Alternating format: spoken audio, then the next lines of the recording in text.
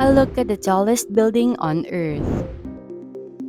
When it comes to the tallest building on Earth, there's one name that stands out from the rest: the Burj Khalifa, completed in 2010 in Dubai, United Arab Emirates, broke the record with its 2,717 feet of height, over half of which comprises the tower's spire, and has held it ever since. In this video, we'll take a look at how the Burj Khalifa was built, what made it so special, and what other buildings are vying to take its place as the tallest in the world today. I will never forget how grand the Burj Khalifa opening was in Dubai. I wore my best clothes and stood outside to try to see the very top of the building. What blew my mind more than anything was how astonishing the building was, and nothing more so than the after parties.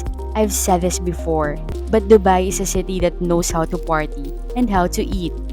The Burj Khalifa is a striking skyscraper that defied expectations.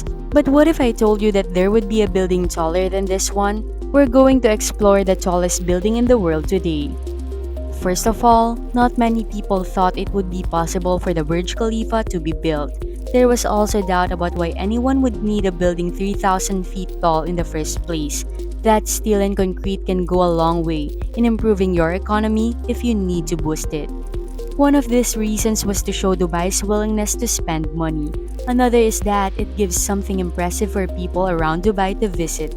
The Burj Khalifa gave a boost not only financially but also in population size and made it one of the most visited sites in Dubai and worldwide. A new building is being built outside of Saudi Arabia called Tower Infinity, which is said to be 400 meters taller than Burj Khalifa. There have been some questions about how safe Tower Infinity will be since it's still under construction, so I can't say if they will complete it or not, but there are quite a few things that make me think they might just finish construction. Years ago, Dubai wasn't the yacht sailing nightlife enthusiastic city it is today. They have wealth stemming from their oil rather than nightlife. In this hypothetical case, where you haven't paid attention in any history classes, concerned about losing tourism and investment because of the global recession, the Sheikhdom of Dubai tried to provide economic stimulus and preserve the local workers' jobs by luring foreign investors to the area. To that end, Dubai partnered with a US-based architecture firm, Skidmore, Owings and Merrill, to design the tallest building in the world, the Burj Khalifa. The design of the building was inspired by traditional Islamic architecture, just on a much larger scale. For comparison, about 2,000 blue whales weigh as much as 110 tons of concrete. This beautiful building was opened in 2010 after construction began in 2004. With a height of 2,716.5 feet, it is easy to see why it took so long to build. Its height is 8 times bigger than the Statue of Liberty. The Burj Khalifa is incredibly tall. You could stack the Great Pyramid of Giza, the Eiffel Tower, and the Empire State Building on top of each other, and it would still be taller. In other words, we don't see how some new building is going to be taller than that with a lot of innovation, concrete glass, and a hand and some money. The structure is so tall, so that it has its own unique weather pattern. About half a mile up, wind speeds can reach up 120 miles per hour, forcing engineers to build a weather barrier. To protect against lightning, they incorporated lightning rods into the structure. The tallest man-made object in history was designed as a mixed-use building including offices, hotels, and apartments. In Jeddah, Saudi Arabia, the Jeddah Tower is ideally to be roughly 3,281 feet tall. That is 500 feet taller than the Burj Khalifa. If the twin towers were still standing, the Jeddah Tower would still be taller than them, stacked on top of each other. If you want to get even more creative, it would take more than 670 Danny DeVito stacked on top of each other to reach the top of the Jeddah Tower. That may be more than I bargained for, but if you know how to clone Danny DeVito, give me a call.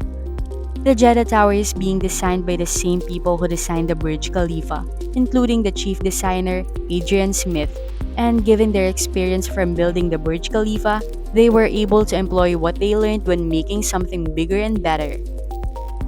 The Burj Khalifa sways approximately 6 feet to either side in the wind, partially because of the building's step design. The Jeddah Tower, in contrast, will be built with smooth sloped sides to allow wind to blow more around it. Have you ever experienced standing in a penthouse that swings and creaks with the wind? Well, if you're looking for a sturdier structure, there's nothing wrong with that. After all, you know that the longer the elevator rides are, the more likely the passengers are to get motion sickness. And the taller the skyscraper is, the slower the elevators need to stop those looking for a dance floor rush from having a catastrophic close encounter with last night's pepperoni pizza. Additionally, the elevators don't go along the way to the top of the Jeddah Tower. The Jeddah Tower has several transition floors where guests can switch between elevators to reach different heights. I never thought of these floors as spaces for directional traffic for elevators, but the Jeddah Tower will always surprise you. For those who enjoy their skyscrapers with a dash of risk, here are just a few tall structures that lean over, whether it's because of their design or because they were built atop mountains or hills. These leaning towers are not for people afraid of heights. The Leaning Tower of Pisa began its tilt in 1173 after construction errors weakened one side, and adjustments weren't made to compensate for its uneven weight distribution. The structure has tilted more than half of inch per year since then, and has settled even more since construction began, making it hard to determine exactly how much tilting will occur over time. That's something we won't have to worry about with these other four leaning towers, in case you're worried about structural deformity. The building is supposed to have at least 200 floors in comparison to the Burj Khalifa, which has 160 floors, 59 elevators, beating the Burj Khalifa by 2. What about the price? Well, we're expected to spend $1.23 billion on it, even though buildings of this magnitude in the United States would be considerably more expensive to construct. They're even cheaper in Saudi Arabia than they are in the UAE, which means that the construction will be cheaper in the Burj Khalifa. There is no word on how much the materials will cost, but the Saudi water company landed the contract to provide water to the building. The group has agreed to provide about 62 Olympic-sized swimming pool of water, 156,000 cubic meters every day. There will be offices, luxury apartments, hotels, and even a shopping mall in the 3,000-foot tall skyscraper. There you have it. The tallest building in the world will soon be built. Do you think you would like to go up to the top floor? I'd love to hear from you in the comments below.